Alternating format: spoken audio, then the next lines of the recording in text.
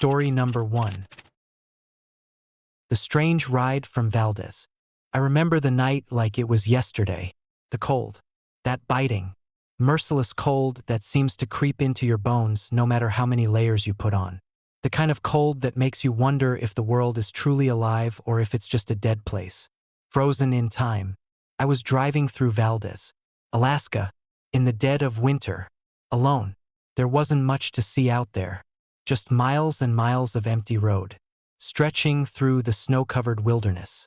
The truck's headlights barely pierced the fog that clung to the road, and the snow kept falling relentless, like the world itself was trying to bury everything. I had been driving for hours when it happened. I wasn't expecting it.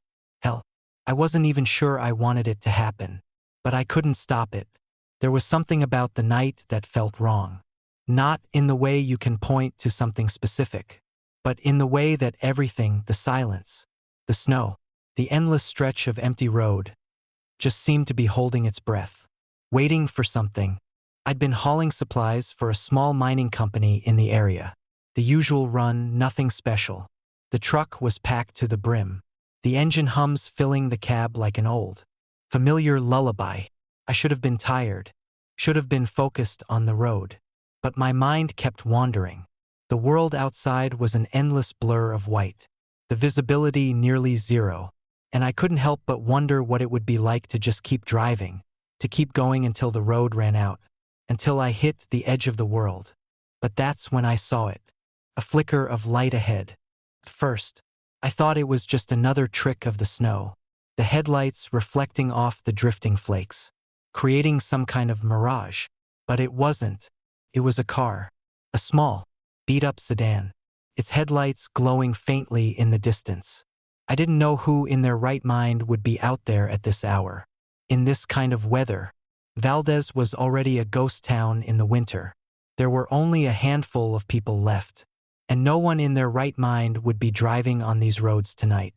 But there it was, driving ahead of me. I didn't think much of it at first. I figured maybe someone had gotten stuck. Maybe they needed help. The snow was thick, the wind howling, and it was hard enough to keep my own truck on the road, let alone someone else's. But there was something about the way the car moved that bothered me. It wasn't swerving, wasn't struggling like I would expect. It was moving too smoothly, too confidently, as if it wasn't even being affected by the storm. I didn't think to stop at first. I figured I'd just follow it for a while, make sure they were okay, then pass them when the road cleared up. The further I drove, the more I became certain that whoever was in that car was moving too fast, too deliberately for someone caught in a snowstorm. I kept my foot on the gas, inching closer, trying to get a better look at the driver. But the car never seemed to change its position. It was just ahead of me, always a few hundred feet away, gliding through the snow. Then, as I came around a bend, the car did something that made my heart skip a beat. It vanished. One moment, it was there, a solid form, barely visible through the snow. The next, there was nothing, no trace, no tire marks in the snow, nothing. I slammed on the brakes, the truck skidding on the icy road. My heart was pounding now, the sound of the engine whining as I tried to stop the truck from fishtailing. I stared out the windshield, trying to make sense of what had just happened. My breath fogged up the glass, and I wiped it away, looking again, hoping that somehow I just imagined it. But no, the car was gone. I didn't know why, but I couldn't just drive away. I couldn't shake the feeling that something wasn't right. Something told me I had to follow, had to know where that car had gone. So I did. I turned off the engine and stepped out into the snow, the wind biting into my skin. I could see nothing, the world swallowed by the storm. The snow crunched under my boots as I moved forward, my eyes scanning the horizon, looking for any sign of that strange, disappearing car. I walked for what felt like an eternity, each step taking me deeper into the white wilderness. And then, in the distance, I saw it, a faint glow in the distance, faint but unmistakable. It wasn't the headlights of a car this time, though. No, it was coming from a house. At least, that's what I thought it was. A house. An old, dilapidated building that looked as if it had been abandoned for years. The windows were dark, the door hanging off its hinges. But there was a light inside, flickering like a candle. The door was open, wide open, just waiting for me to step inside. I should have turned around then. I should have gotten back in the truck and driven away. But I didn't. The curiosity, the need to understand, pushed me forward. I moved closer, the snow crunching underfoot. The wind howled, but the air around the house seemed still, as though the storm had somehow been pushed back by the presence of the building. I reached for the door, and the moment my hand touched the cold metal, the light inside flickered out. A voice, faint but clear, called from within, a whisper on the wind. "Help!" I froze. The voice wasn't human. Couldn't be. It was too distorted, too far away, like something trying to reach across a vast, dark distance. I stepped inside. The interior of the house was worse than I had imagined.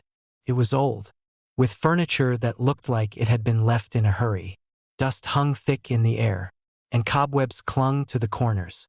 The floorboards creaked under my weight, and I moved cautiously, my breath shallow. There was something wrong with the place, something oppressive in the air. The silence was too heavy. And then I saw it. The car. Not the one I had been following, but one just like it, parked in the corner of the room. It was as if it had driven straight through the walls and stopped inside the house. There was no way it could have fit.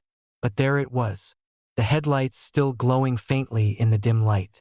I turned to leave, but as I did, the door slammed shut behind me. The temperature dropped sharply, and I could see my breath in the air. The light from the car flickered, and then, in the reflection of the windshield, I saw someone, standing just behind me. It wasn't a person. Couldn't have been. It was tall, shadowy, with eyes that glowed like embers, flickering with an unnatural light. It was there, in the reflection, but when I turned, nothing was there. The door behind me opened again, and I stepped outside, gasping for air, as if I had been holding my breath for an eternity. I didn't look back. I didn't dare. I just ran. I ran through the snow, through the biting cold, back to the truck, and drove. I didn't stop until I reached the nearest town. The truck was silent as I drove. The only sound the hum of the engine, but the memory of that house, of the shadows, stayed with me. And here's the thing, nobody in Valdez remembers a house like that. No one remembers the car, or the place I was led to. It's like it never existed, like it was swallowed up by the snow, by time. The truck's headlights, the shadowy figure, the whispers in the dark. None of it makes sense. Not in the way we understand things. But I know what I saw, and I know I'll never be the same. I don't drive the roads at night anymore. Not in Valdez, and not anywhere else. Some roads lead to places you're better off never finding. Story number 2. The Shadows of Teller. I didn't want to go to Teller. Not at first. There's something about small, isolated towns that gets under your skin. Something about the air that smells too still, too old. But when you're running from your past, as I was, you don't always get to make the choice. So there I was, packing up my gear and heading north, to a place so remote that even the internet seemed to have forgotten about it. Teller, Alaska, a village that didn't really show up on maps unless you were looking for it. I had heard the stories. Of course, I'm a journalist, a skeptic by trade. I don't believe in ghosts or spirits or any of that nonsense, no matter how many people try to convince me otherwise. Still, I couldn't help but feel a sense of unease when I heard the whispers about Teller. It was always the same kind of story. People seeing shadows at night, hearing footsteps in the snow when no one was around, people who went missing without a trace, only to be found days later, standing frozen in the snow as if they had been waiting for something or someone. The locals in Nome talked about it in hushed tones, as though saying it out loud would summon whatever it was that haunted those who dared live near it. Don't go to Teller, they warned me. Don't say we didn't warn you. But like any good reporter, couldn't resist. I had to see for myself. The drive to Teller was long, the roads slick with ice, the world outside a blur of white under the steel-gray sky. It's a strange feeling, driving into a place where the snow doesn't just cover the ground, it drowns it. The entire landscape felt muted, almost suffocating. I didn't know how I expected it to be, but nothing could have prepared me for the village when I arrived. Teller was a ghost of a town. Old houses sagged under the weight of years and neglect, their windows cracked and covered in grime, looking more like tombs than homes. The people there were even stranger. There were only about 250 of them, scattered around the town like forgotten statues, all with that same unsettling look in their eyes. They didn't smile. They didn't speak much. It was like they knew something I didn't, or maybe it was that they'd given up caring. I rented a small room in the only guest house in town, a squat building with peeling paint and a crooked roof. The elderly woman who ran it didn't ask questions when I told her I was a writer. She just handed me the key with a smile that didn't quite reach her eyes. "Stay inside after dark," she said. "It's better that way." I didn't ask why. I was too tired from the drive. But I made a mental note to leave the room as early as I could the next morning. I had a story to write, and I wasn't going to let a little thing like fear stop me. The first night was quiet, almost unnervingly so. The wind howled outside, but inside the guest house, the silence felt thicker. The walls creaked and groaned with the cold, and every time I tried to drift off, I felt a strange pressure on my chest, like something was watching me. The sensation was subtle at first, like a whisper at the back of your mind that you can't quite hear. But as the night stretched on, it grew more pronounced. Around 2 a.m., I heard a knock at the door. It wasn't loud, just a light tap, like someone trying not to wake me. I sat up immediately, the room suddenly feeling much too small. I wasn't expecting anyone. I had no friends in Teller, no business here beyond my article. But still, I got up and walked to the door, hoping it was just the wind playing tricks on me. When I opened it, there was no one, no footprints in the snow, no sound of movement outside, nothing, just the vast, empty quiet of the Alaskan night. I stepped outside, looking around. The wind bit at my skin, but I saw nothing, not even a shadow. I chalked it up to a late-night prank or my mind playing tricks. But as I stood there, I felt something else, something old, something that hadn't been part of my world for a long time. A weight on the air, like the past was pressing in on the present, suffocating it. The next day, I ventured into the village proper. The people of Teller were sparse, and those I did encounter were either in a rush or avoided eye contact entirely. But there was one old man, sitting on a bench near the church, who caught my attention. He seemed out of place, out of time, even.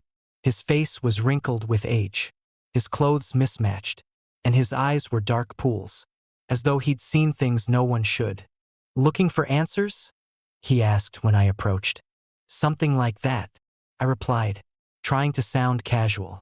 "I'm a writer, here to get the story of the village, to see for myself what the place is really like." He looked at me for a long moment, studying my face as if he were trying to decide if I was worth the effort. "People come to Teller for all sorts of reasons," he said quietly.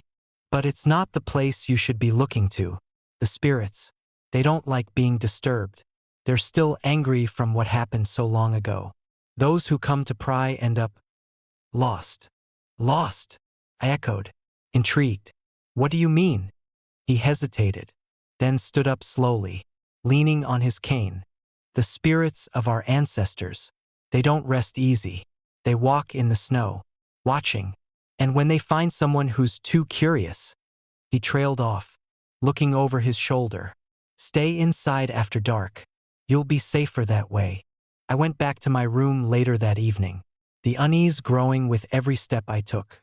The story was starting to make sense. The locals here weren't just afraid of the dark. They were afraid of what walked in it. But even with the fear gnawing at me, I couldn't stop thinking about the old man's words. That night, I tried to sleep, but the feeling of being watched wouldn't leave me. It was as though the very walls of the guest house were alive, breathing, shifting. Around midnight, I heard the same knock again. This time, I didn't get up. I didn't want to know who or what was on the other side. But the knock came again, louder this time, followed by a soft voice calling my name. I held my breath. The voice was cold, like the wind outside. It came from nowhere and everywhere all at once. And then, through the window, I saw them. Shadows. Figures moving in the snow. Moving without form or face. They were tall, their shapes blurred by the fog. But the eyes, I could see them now, glowing, burning like embers in the dark. My heart raced. My blood ran cold. I knew what I was seeing. I knew what I had been warned about. The ancestors of Teller had never left. And now, they were here, watching me, waiting. I didn't stay to see what happened next. I ran. I ran out into the snow, through the night, through the biting cold, with those shadows following, always just behind me. I made it back to the guest house and locked the door. But I could still hear the whispers, the knocking, the sound of footsteps in the snow, and the eyes, always watching. I left Teller the next morning, before the sun had even risen. I don't know what happened to the people who live there now, or the ones who lived there before. But I know one thing for sure: there are things in that village. Things that never left. Things that walk the snow at night. And they're not friendly. They're not forgiving. They never will be. Teller is a place you don't visit. It's a place you run from, if you're lucky enough to leave. Because once you step into the shadow of those ghosts, there's no turning back. They don't forget. And they never let you forget. Story number 3. The Nightmare at Tundra, Alaska. It was the kind of trip that sounded perfect when we planned it. The cold of Alaska, the untouched beauty of the tundra, a group of friends, looking for an escape from the usual noise of life, a place where we could find peace, breathe in the crisp air, and experience the vast, empty wilderness that stretched as far as the eye could see, the kind of adventure you only see in movies, where everything goes wrong but no one talks about the bad parts until much later. But I wish I'd known then. I wish I had known what we were getting into, what we were walking into. I would have turned back. I would have taken one look at that desolate landscape and run. But hindsight, as they say, is always 20/20ths, and we didn't know we were stepping into something that would haunt us for the rest of our lives. We arrived in Alaska at the tail end of winter. The days were short, and the cold was sharper than any of us had anticipated. The air in our lungs felt like needles, and the wind cut through our clothes like a blade. But that didn't stop us. We were here for the experience. Our guide, a local named Aiden, was a man who seemed as weathered as the land itself. His face was lined with deep wrinkles, his eyes pale and distant, as if he'd seen things that made him no longer care about the warmth of human company. He was used to this, used to the isolation, but he was polite enough and let us out into the tundra, where the snow stretched endlessly under a sky that seemed like it was made of iron. The first night passed in typical camping fashion. We huddled together around a fire, laughing, talking, and drinking too much whiskey. The cold was harsh, but it felt comforting somehow, like a blanket that wrapped us up in its bite. But as the night deepened, something started to feel wrong. At first, we thought it was just the wind, howling through the trees and rattling the branches. But then, we started hearing something else: footsteps. At first, just a faint thump in the distance. We assumed it was some sort of wildlife, maybe a bear or a moose wandering through. Alaska had its fair share of creatures, and we were well aware that we weren't alone. But the thing about the footsteps was that they didn't sound right. They weren't the crunch of an animal's paws against the snow, but something deliberate, something walking on 2 feet. We laughed it off at first, probably just the wind or some trick of the mind. We thought we were tired. We had been drinking, and the cold does strange things to the mind. But as the night wore on, the sounds grew louder, closer, and more distinct. By midnight, we were all wide awake, sitting in a tight circle around the fire, staring into the darkness beyond. Aiden, who had been strangely silent the entire time, stood up suddenly. his eyes scanning the horizon. "You hear that?" he asked, his voice low. At that moment, we all heard it, a soft thud, thud, thud coming from the edge of the clearing. It was rhythmic, unmistakable. Something was out there. Aiden turned towards us, his face now pale, his weathered skin drawn tight with fear. "Stay close," he muttered, barely audible. "It's not safe out here after dark." We had no idea what he meant by that. We thought he was just being overly cautious, too wrapped up in his role as our guide. But then, something else happened, something none of us could explain. A figure moved through the trees at the far edge of the camp, a shadow against the white of the snow.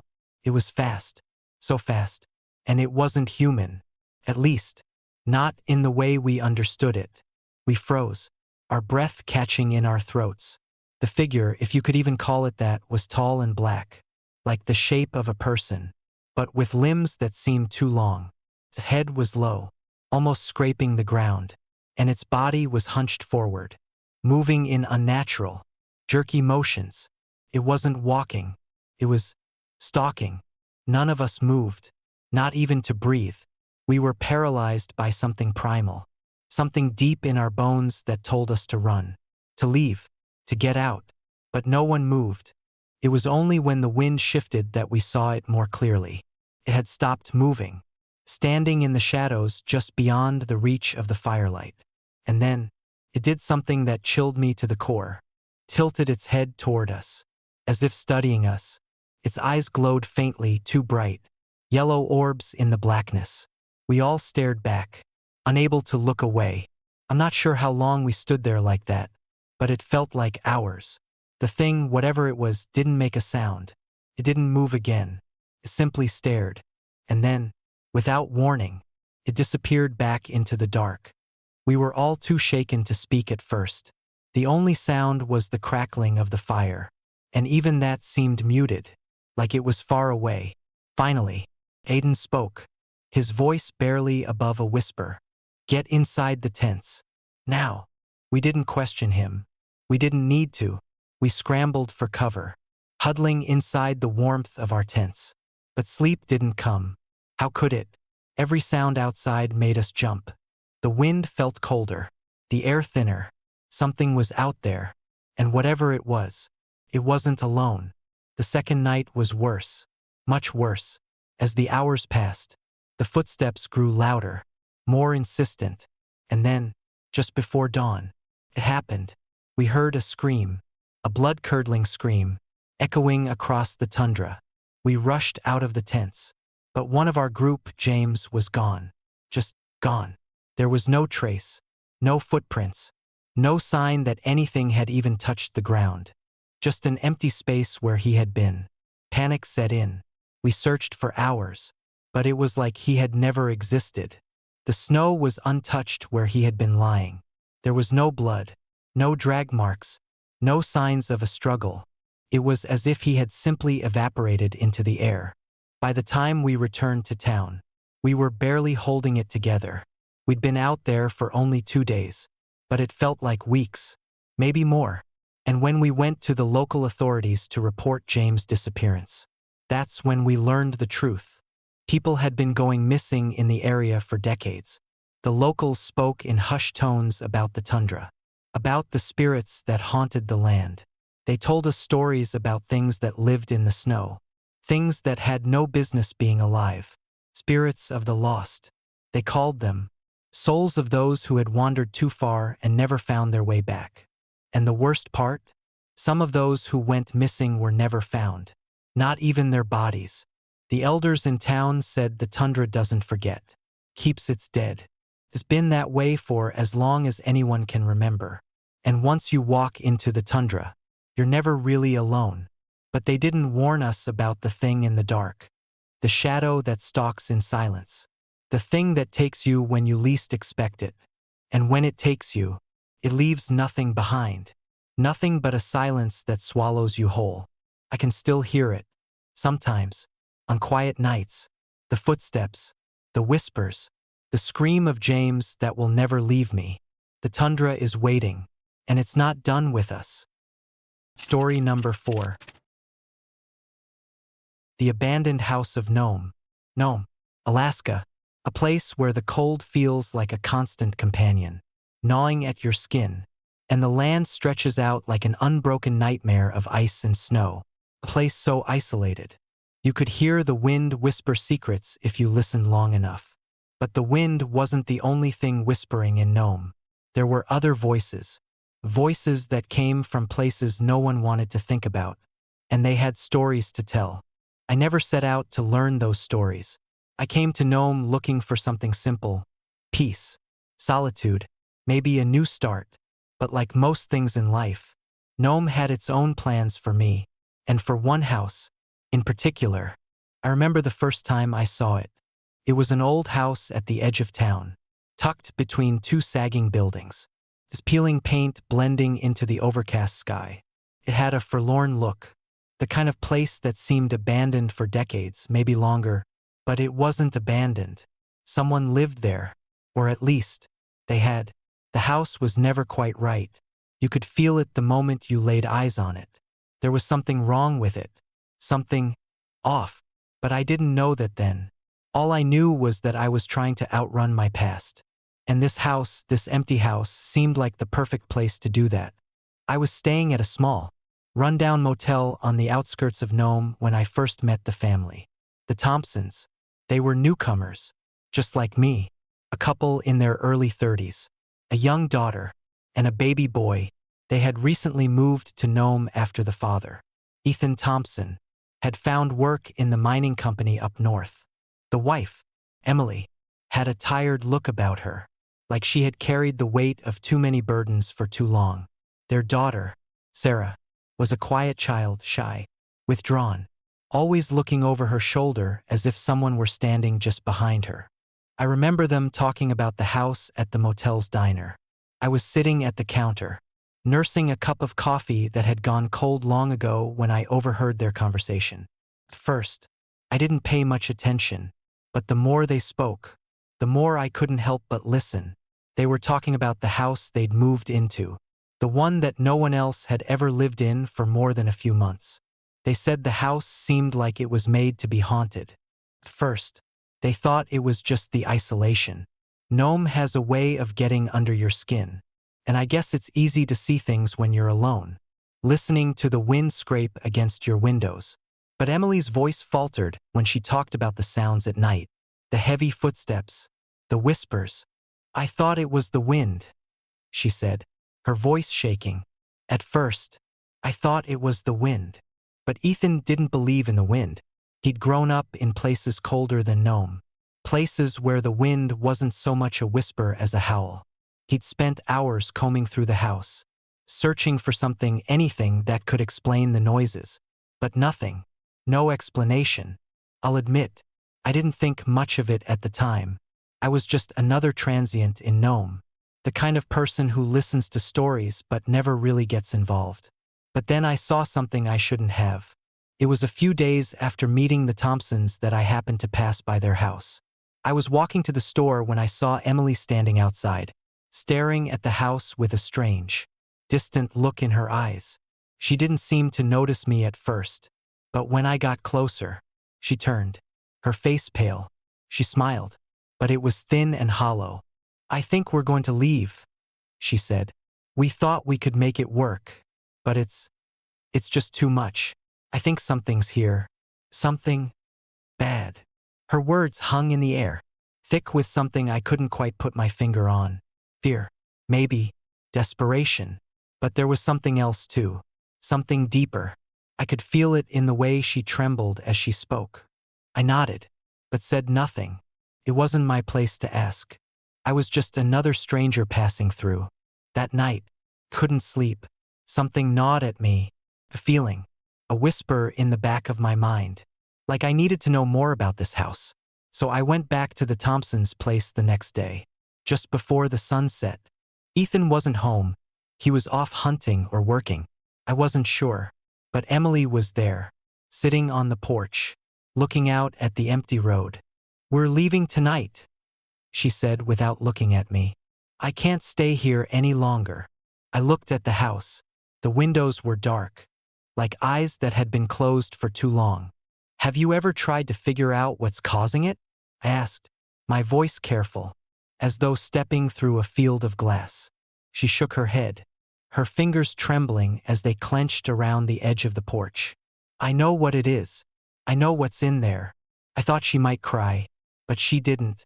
Instead, she stood up and started walking towards the house. I followed. She opened the door with ease, as though it wasn't the first time she'd done it. The interior of the house was just as I'd expected, old, worn, but not decrepit. It had a musty smell, like the kind of place you'd expect to find hidden away in the back of a forgotten town. But it was what I saw next that made my skin crawl. Emily walked into the living room and stood near the window. They didn't leave, she said, her voice distant. They never left. I followed her gaze. The room was dark, shadows stretching long across the floor. But in the corner, next to the old rocking chair, was something I hadn't seen before, a shape, something hunched over, almost as though it were kneeling. It wasn't the wind. I could feel it now. The air felt thick, like something was pressing down on me, pushing me into the floor. I didn't need to see it to know what it was. The house was alive. Get out, Emily whispered, her voice barely audible. It's coming. I turned, ready to leave, but as I reached the door, I heard it. Footsteps, heavy, slow. They came from upstairs, echoing through the house like thunder. Emily froze, her face as pale as snow. Her hand shot out and grabbed mine, her fingers cold and trembling. It's not just a noise, she said, her voice barely a whisper now. They're here. They never left. That night, they left. I never saw the Thompsons again after that. They packed up their things and disappeared, leaving behind an empty house that never seemed to feel empty. No one ever came to take the house after them. It sat there, abandoned. For years, people talked about it, told stories of the strange happenings, the whispers, the footsteps that would echo even when there was no one inside. But me, I didn't leave Nome right away. Couldn't. The house still had its hold on me. The thing I didn't know, and didn't want to know, was that once you hear the whispers, once you feel that cold hand on your shoulder, it never really lets go. The house still stands, as I'm sure you can imagine, and every winter, when the snow falls heavy on the ground, you can hear it, the whispers, the footsteps, and sometimes, when the wind is just right, you might even hear the sound of a rocking chair slowly creaking back and forth in the dark, waiting for someone else to listen, waiting for someone else to hear. Story number 5. The Wolves of Gamble. There's a place, far up north, where the cold doesn't just sting your skin, it cuts through to your bones. Gamble, a tiny village on the island of St. Lawrence in Alaska, is one of the most remote spots in the world. You can't even get there by car. You have to fly in, and that's a journey in itself. The kind of place where the world feels a little smaller, a little darker, and where the wind carries secrets older than any of us. I first came to Gamble on a research trip, hoping to uncover some of the stories I'd heard about this place, the myths, the legends that the locals spoke of in hushed tones. But the stories weren't like anything I expected. They weren't the kind of tales you'd find in a book. No, these were the kinds of stories that left a mark on your soul. The kind that made you wonder if the world was really as safe as you thought it was. There's a story here that people don't tell you at first. They make you ask. They make you dig for it. And when you do find it, it hits you like a punch to the gut. It's the story of the wolves. I didn't know it when I first arrived. The sun was just beginning to dip below the horizon, casting long shadows across the icy landscape. The village was small, less than 100 people, most of them Inupiat, living off the land, hunting, fishing, and surviving the brutal winter. But even in such a tight-knit community, I could feel it, the weight of something unspoken, something hiding just beneath the surface. It was a man named Nils, an old hunter who'd lived in Gamble his whole life, who finally told me the story. He was sitting across from me in the small, dimly lit tavern, his eyes distant as he stirred his drink, as though trying to decide whether or not to speak. "They're not like the wolves you've seen," he said, his voice low and gravelly. "These ones, they've been here a long time. Too long." I didn't know what he meant at the time. I thought he was just an old man telling tall tales, the kind of thing you'd expect to hear in a place this remote. But when he started to explain, I realized that this wasn't just a story, it was a warning. The wolves of Gamble weren't ordinary wolves. Not by any means. It started one winter, back in the 1970s, when a group of hunters went out into the frozen wilderness surrounding the village. They were experienced men, hardened by years of surviving the harsh Alaskan conditions. But this time, things were different. They had been hunting seal, moving through the thick forest of spruce and birch, when they noticed something strange. At first, it was just a sound, a rustling in the snow, faint but unmistakable, a soft crunching sound that didn't belong to any animal they knew. It was too heavy, too deliberate. They stopped, listening, but the noise stopped as soon as they did. They shook it off, assuming it was the wind.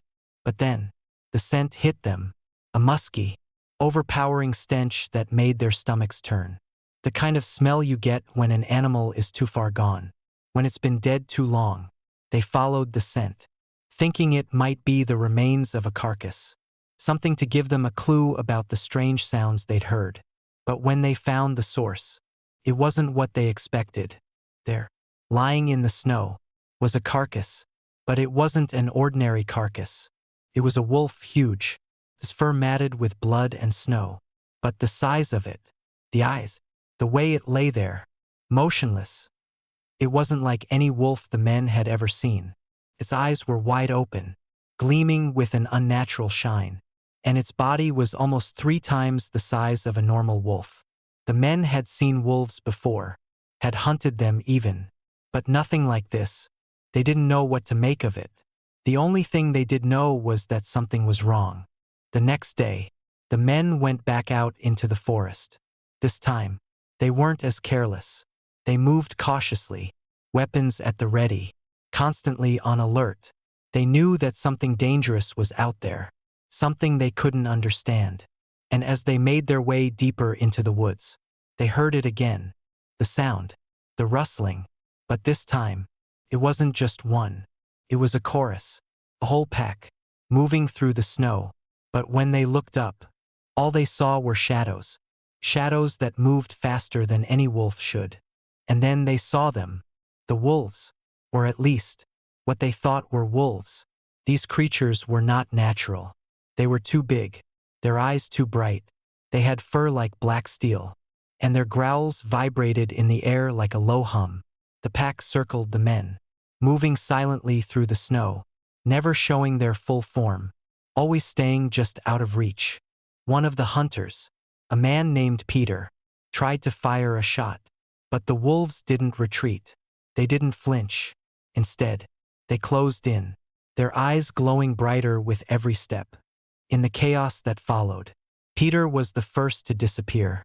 One moment, he was there, firing his rifle, and the next, he was gone, swallowed by the night, as though the wolves had pulled him into the darkness. The other men fought to get away, but it was useless. The wolves were everywhere, and no matter how much they shot or screamed, the creatures only closed in tighter.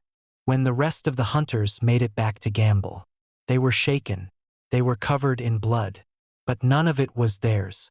They told the village what had happened, but the villagers didn't need to be told. They already knew. The wolves had claimed another one, and that's the thing about Gamble. It's a place that has seen things, things that don't make sense, things that can't be explained. And it's not just the wolves, it's the other things too, the things that live in the dark, in the shadows between the trees, in the spaces where the light doesn't reach. Nils paused, his eyes flickering toward the door. He didn't need to say it, but I could feel the weight of his words hanging in the air. The wolves weren't just animals.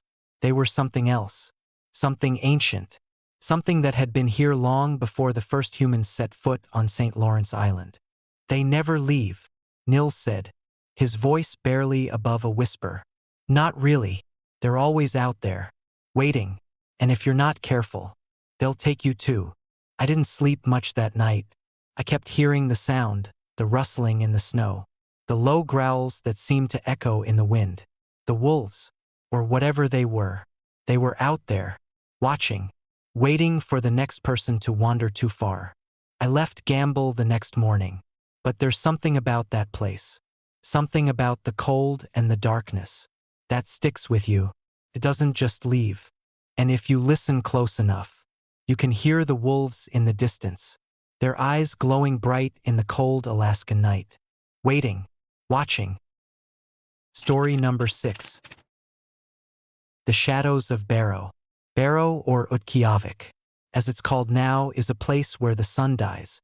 Literally, the northernmost town in Alaska. It spends 65 days every year buried in an unbroken darkness. A winter that feels as if the earth itself is holding its breath, waiting for the return of the light.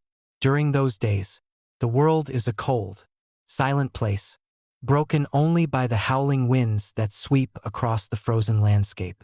No birds, no animals, just snow and the weight of the night. I should have known better than to go there. I should have taken the hint when people from the outside, even the toughest of them, would tell me that Barrow had a way of sinking into your bones. But I didn't listen. I was young, full of ambition, and I wanted to write the kinds of stories that people would remember. I figured Barrow, with its eerie isolation and the deep mysteries of the Inupiat people, was the perfect place to get material. I didn't expect to find what I did. When I arrived, the first thing that struck me wasn't the cold, it was the silence. The something you'll never understand unless you've been there. It's a profound kind of quiet, a silence that seems to press in on you from every direction, like the air itself is too thick to breathe. It's the kind of silence that feels unnatural, as though the world has stopped spinning and the only thing that remains is you, alone, with your thoughts. The people of Barrow are a quiet, stoic bunch, the descendants of the Inupiat, whose ancestors had been living in this frozen place for thousands of years. They're a tough people, hardened by the relentless cold and the isolation. But there's something in their eyes, a wariness, a sense of something old. I remember the first night I spent in Barrow. I was staying in a small, modest inn, a place where locals gathered to swap stories and drink their troubles away. I had barely finished unpacking when a man named Old Tom came up to me. He was a native Inupiat, his face weathered by the years and the sun, his body wrapped in layers of fur. "You're not from here," he said, his voice raspy, almost a whisper. "You're here for the stories, aren't you?" I nodded. That's what I told myself I was there for, to learn about the people, the history, the strange things that had happened in Barrow over the years. He leaned closer, his breath smelling of tobacco and fish. "I'll tell you this," he said, his voice barely audible over the crackling of the fire. "Don't go out in the snow at night, not unless you're ready to see things you can't unsee." I chuckled, but the look in his eyes told me he wasn't joking. Still, I dismissed it. People in isolated places always have their strange beliefs, and I had come to see the facts for myself. The next day, I met with a few locals who agreed to tell me their stories. One of them, a man named Robert, spoke with me about the older legends of Barrow, the stories of the spirits that haunted the land, the spirits of those who had died and refused to leave. The Inupiat believed that death didn't always mean leaving, that the souls of the departed sometimes lingered, unable to find peace, and in a place like Barrow, where the dark nights stretched on forever, it wasn't hard to believe that those spirits would grow restless. But it was another story that would change everything. It was about a man named Isaac, an Inupiat who had lived in Barrow his whole life. Isaac had been a quiet man, hard-working, with a small family that he loved dearly. He was known to be a man of integrity, the kind of man who would help you in a pinch, no questions asked. He was also known to be a man who never ventured out into the wilderness after dark. One night, during a fierce snowstorm, Isaac did something no one had ever expected. He left his home, He went out into the night, into the swirling snow and biting cold, with no reason that anyone could understand. His family and neighbors searched for him, but he was nowhere to be found. He was gone, like a shadow swallowed by the storm. The people of Barrow weren't sure what to make of it. Some thought he had lost his way in the storm. Others believed that something had taken him. But as the days went by and no sign of Isaac appeared, a sense of unease began to settle over the village. A week passed before they found him. It was during a clearing in the storm that a search party ventured out again, determined to bring Isaac home. They found him lying in the snow, his body sprawled out as if he had collapsed right where he fell. But it wasn't the body itself that was strange. It was the way it looked. His limbs were stretched out unnaturally, and his face was twisted in an expression of pure terror, as if he had been dragged across the ice by some unseen force. His skin was pale, almost as if all the blood had been drained from his body, and his eyes were wide open, staring blankly into the cold sky. The most unsettling part, however, was the tracks in the snow. There were no footprints leading up to him, no signs that he had walked out to the spot where he had been found. Instead, the snow around him was perfectly undisturbed, as though something had pulled him there, dragged him across the ground, inch by inch, without leaving a single trace. People were horrified. The elders spoke in hushed tones, and the whispers spread quickly through the village. They believed that Isaac had been taken by the spirits, the restless souls of the departed, drawn to the darkness of the long winter night. Some said the spirits had mistaken him for one of their own, while others believed that he had angered the spirits by venturing out alone. In the days that followed, the village of Barrow grew quiet. The wind howled, and the snow piled up higher than ever, and the stories began to multiply. More people spoke of strange figures seen in the snow, of shadows that moved in ways they shouldn't have. Some even claimed to hear whispers on the wind, voices calling their names, urging them to follow. I spent the next few weeks trying to uncover more, but the deeper I dug, the more elusive the answers became. The people of Barrow, especially the older generations, were more cautious with their words. They would talk in circles, nodding solemnly, but never fully explaining what they knew. One evening, I decided to venture out into the snow myself. I wanted to see it for myself, this village, this place where spirits roamed freely under the cover of endless darkness. I wanted to see if I could feel the same unease, the same dread that had haunted the town for generations. I set out into the night, the snow swirling around me, the darkness closing in. For hours, I wandered, trying to sense what had driven the people of Barrow to fear the night. But as the hours wore on, I began to feel something else. Presence. It wasn't a sound or a sight, just a feeling, like something was watching me, waiting for me to slip up. Then, out of the corner of my eye, I saw it, a shadow moving across the snow. It was there one moment, then gone the next. I stopped, heart pounding, and turned to face it. But there was nothing there, just the empty, endless white of the snow, and the dark sky overhead. But I could feel it, that lingering presence, like a cold hand resting on my shoulder. I didn't stay out long after that.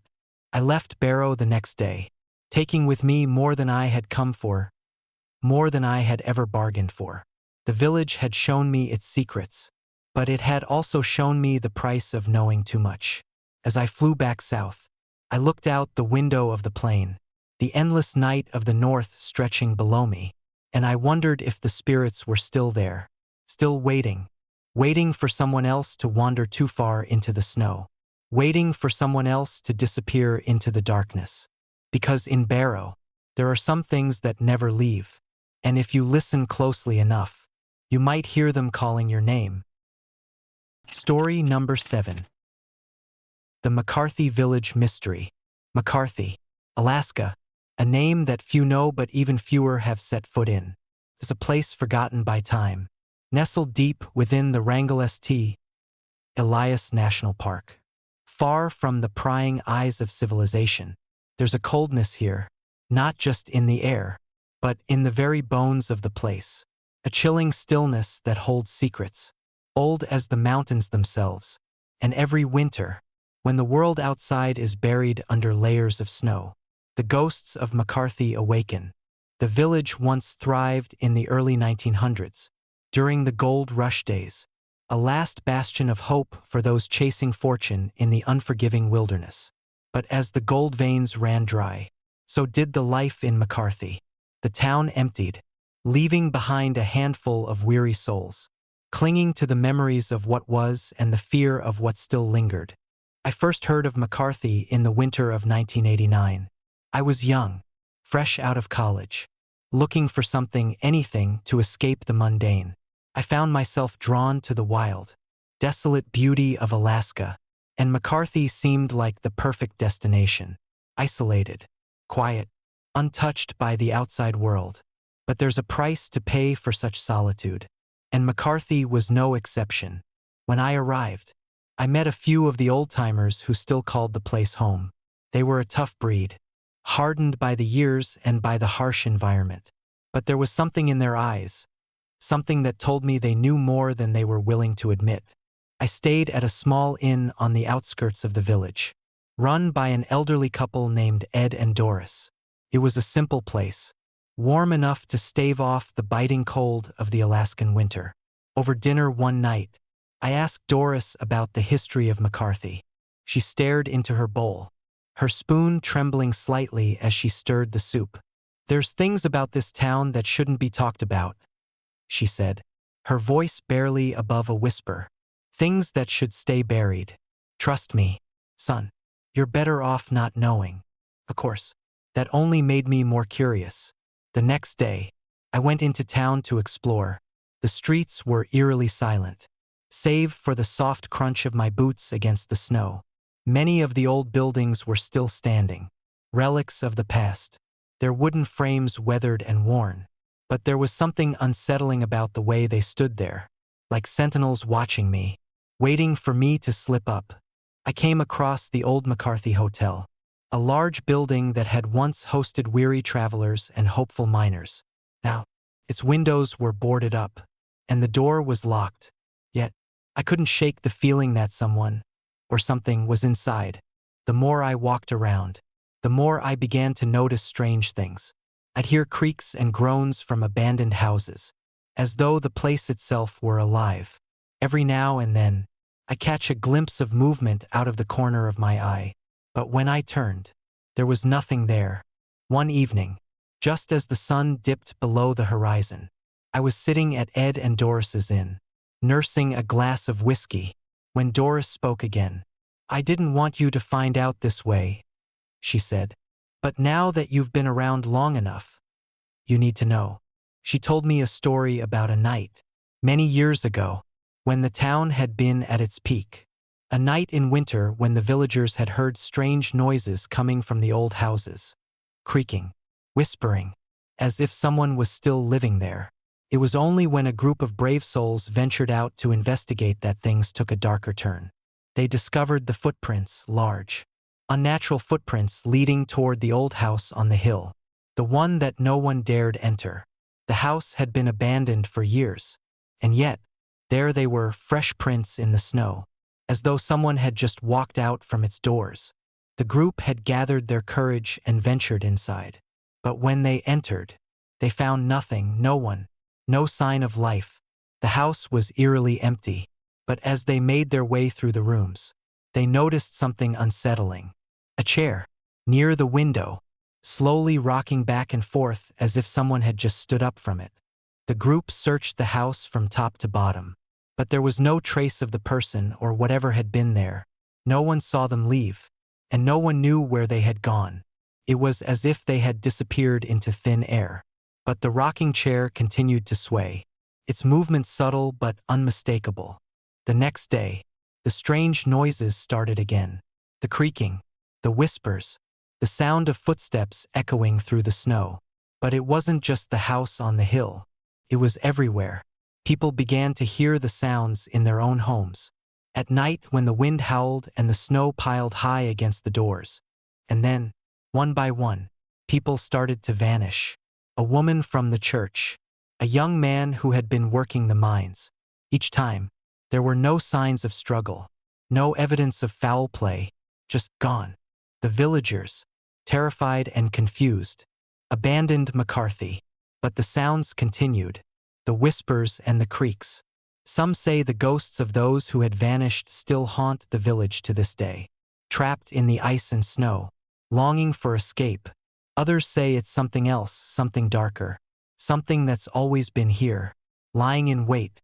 I didn't believe Doris at first, but as the days passed, I began to feel the weight of her words.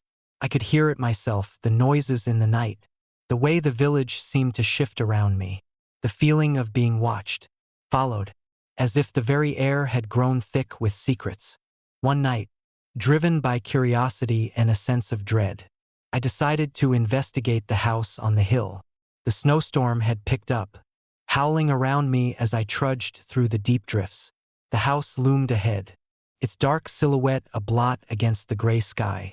When I stepped inside, the temperature dropped instantly. The air was thick with dust and the smell of decay. But there was something else too, something more than the passage of time. Presence. Heavy and oppressive. I moved through the house, my flashlight flickering as I passed room after room. The silence was unbearable. And then I heard it, the creak of wood, the sound of a chair rocking gently. I turned, my heart racing, and there it was, just like Doris had described. A chair, near the window, moving on its own. I took a step closer, my breath visible in the cold air. The chair stopped moving, and I heard a soft whisper, as if someone was speaking just behind me. I spun around, but there was nothing, no one. Yet the feeling of being watched only grew stronger. And then, from the corner of my eye, I saw it, a shadow moving in the hallway, just beyond the beam of my flashlight. I ran. I didn't stop until I was back in the safety of the inn, my heart hammering in my chest. The next day, I left McCarthy. I didn't need to know more. The village had shown me what it wanted to, and I wasn't about to stick around for the rest of the story. But the sounds still haunt me, echoing in the back of my mind, like the faintest whisper on the wind. McCarthy is still there, frozen in time, its ghosts lingering in the snow and the silence. And sometimes, when the wind picks up, I swear I can hear the creaking of a chair in the distance, swaying back and forth, waiting for someone to sit in it. But I've learned one thing. Some stories are better left untold. Some mysteries should remain buried beneath the snow. Because once you know, once you hear that whisper, there's no going back.